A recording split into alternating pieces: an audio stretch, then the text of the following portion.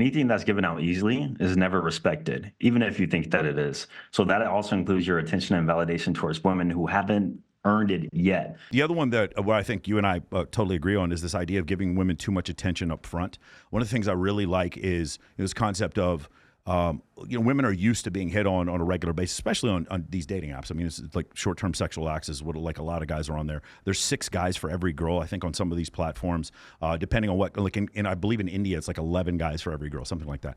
And so, one of the things that I see is like men will give women attention or attraction. I just did a dating show recently where I was coaching this guy, and he comes up to her and he goes, "That's a pretty dress. You have a pretty name." That she was like Nicaraguan. It's like, "That's a pretty ethnicity, whatever." And I was like, she didn't do anything to earn that. She didn't do anything to earn that. And if you made her earn it, she would be far more likely to be more invested. Alan Roger Curry says, no free attention. Do you, and I've heard you talk about this before. What do you think when it comes to this concept? Yeah. So I have a saying that anything that's given out easily is never respected, even if you think that it is. So that also includes your attention and validation towards women who haven't earned it yet. So if you find a woman attractive, you can validate her on things outside of her looks and obviously, pursue her, create conversation. But if you're just draining your attention to her and it's not reciprocated, especially, that's when you're pushing the boundary of that quote unquote simp zone, and that's what most simps do, is that they just give out free attention with nothing in return. So my strategy is the fact that I don't mind pursuing a woman.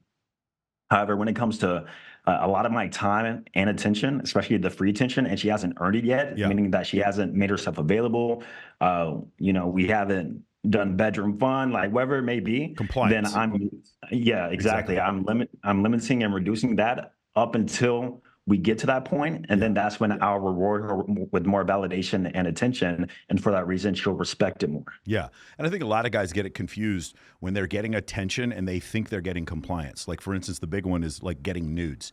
Girls will get nudes from a guy and be like, "Oh, I'm getting compliance from him." I'm like, no, she sent those nudes to 30 other dudes. That's not compliance. Compliance is when she comes over to your house and gets nude. That's compliance. And a lot of guys don't understand there's a difference in validation. I had an argument with some photographers about this.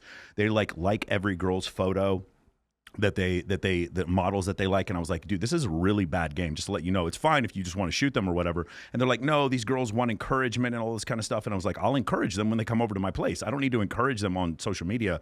I highly recommend, and I think you said something similar, if men would just absolutely stop giving women attention for non-contextualized sexual photos, meaning bikini, ass shots, anything like that. But if a woman pays off her house, like that motherfucker, like that photo. When a girl finishes her college degree, like that. When a girl pays off her car or rescues an animal, like that. If a girl has a baby or gets married, like that. But the bikini photos, the fact that you like those and leave the heart eyes, you're just lowering your value. Yeah, anything from a sexual validation standpoint, and a lot of women try to bait for a guy's attention too. Obviously, a lot of women do it for financial reasons or for just pure vanity reasons. But if men could just control themselves on social media, I swear that might fix, to some marginal degree, the dating market as a whole, because we know like a lot of women are more entitled for the reason that they just receive so much attention and validation. So for that reason, not only do they respect the man less that does that, but just men as a whole. Yeah. So I don't know if you've ever heard Ho Math before, but he talks about this concept of women being stuck on their highest setting, meaning like once they fuck Drake one time, they're like ruined. They think that every guy they got to date from that point forward. And by the way, Austin, there's probably girls that have dated you and like their following partners don't match up. And so there's always this issue. Bulzarian has talked to me about this concept where like girls he used to date, their boyfriends have to go to therapy because of the concept of like, oh, you were willing to have an orgy with him, but like won't have a threesome with me, stuff like that would happen. Can you talk about this? Have you noticed this concept where it's like because of social media, now we have an average girl in Wichita who can get attention from movie stars and rappers, etc. Like every girl I know here in Las Vegas and Los Angeles, Tyga has slipped into their DMs. I'm talking every girl that I know that's even moderately attractive. And so when you see this concept, it's like, do you see this concept where they get stuck on their highest setting because they fucked a 10, they think they can marry a 9? Yeah, so in practice, it's hard for me to say if that is true, because obviously I don't know what they think or what they do after they see me. But I would assume so, anecdotally, that would be the case, especially when I run some of these experiments.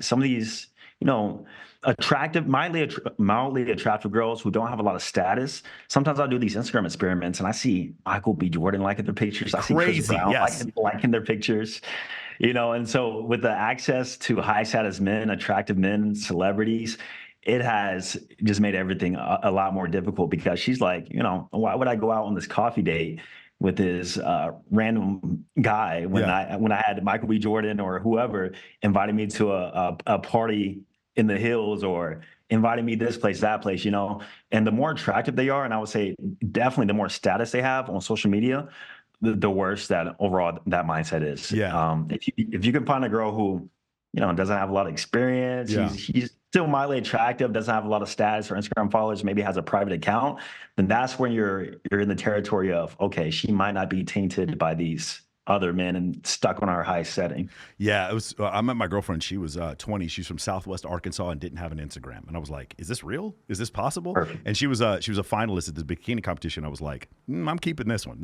I'm not letting this one go."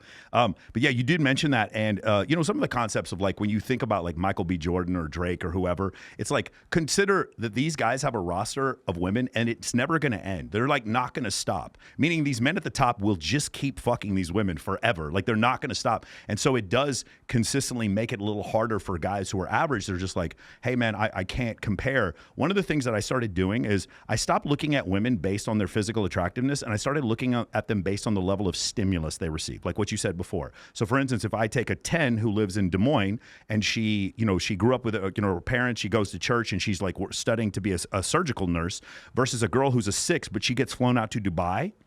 The girl who's a 6, even though she's less attractive, is going to be more difficult to deal with because of the level of stimulus that she receives and that she tries to receive. So rather as before, you used to think a girl who's more attractive is automatically going to get more stimulus. It's not always like that. And especially with FaceApp and Facetune, you see girls changing the way they look online. And so now a girl who's a 6 looks like a 10 online. She's getting attention, flown out to Dubai, flown out to Ibiza, etc. And or at least offers to go to dinner with guys for money, etc. And now you have a situation where it's like now you have a girl who's less attractive who actually is a harder person to date than the more attractive girl who received less stimulus.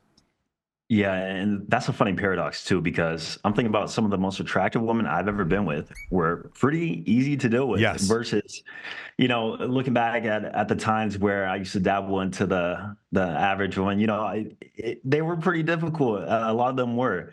And me and my friends have talked about that quite a bit before. It's like, why are some of the most attractive women, are more compliant or just easier to deal with versus, the 6s, the 5s, Isn't it funny? very difficult. So it's very interesting, man. It's really funny. I had Jeremy Miner on here. He's a sales coach. And I know Fit, he studies some Jeremy Miner stuff.